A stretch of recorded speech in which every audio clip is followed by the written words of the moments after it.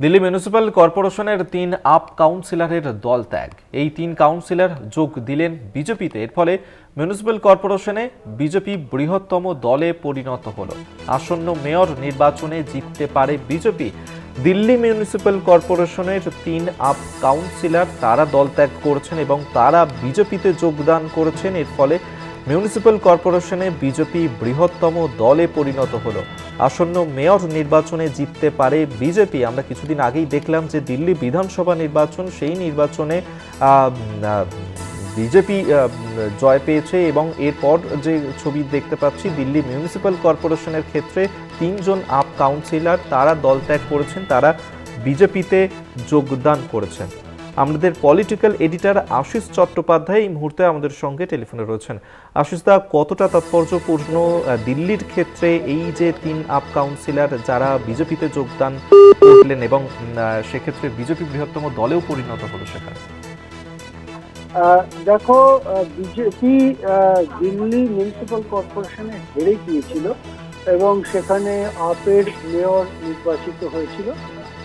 কিন্তু বিধানসভা নির্বাচনের পর থেকেই বিজেপির যারা ম্যানেজার তারা নেমে পড়ে এবং কাউন্সিলর ভাঙানোর জন্য চেষ্টা চরিত্র শুরু হয়। সর্বশেষ যে খবর পাওয়া যাচ্ছে যে অন্তত ৩ জন আম আদমি পার্টির কাউন্সিলর তারা বিজেপিতে যোগ দিয়েছেন।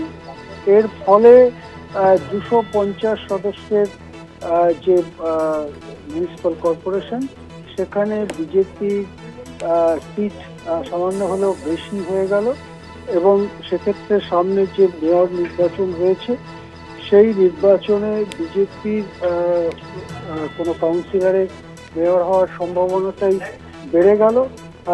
প্রসঙ্গত এখানে এমএলএ এবং এমপিদেরও ভোটের ব্যবস্থা আছে। যেহেতু এবারে বিধানসভায় বিজেপি অনেক বেশি আসন পেয়েছে আপের তুলনায়, ৪৮টা আসন পেয়েছে বিজেপি, সেখানে আপ পেয়েছে ২২টি আসন। সেই জন্যে সেদিক থেকেও বিজেপির পক্ষেই পরিস্থিতিটা ঘুরে গেছে। এর ফলে যেটা হতে পারে যে দিল্লি মিউনিসিপ্যাল কর্পোরেশনে বিজেপির মেয়র নির্বাচিত হবেন। দিল্লিতে মুখ্যমন্ত্রীও বিজেপির হবে এবং কেন্দ্রেও বিজেপির সরকার চলছে। এটাকে আবার অনেকে কোনো ভাষ্যকার ট্রিপল ইঞ্জিন সরকার, দিল্লিতে ট্রিপল ইঞ্জিন সরকার বলে চিহ্নিত করছে। হ্যাঁ, ধন্যবাদ আপনাকে। আমাদের পলিটিক্যাল এডিটর আশিস চট্টোপাধ্যায় আমাদের সঙ্গে টেলিফোনে ছিলেন।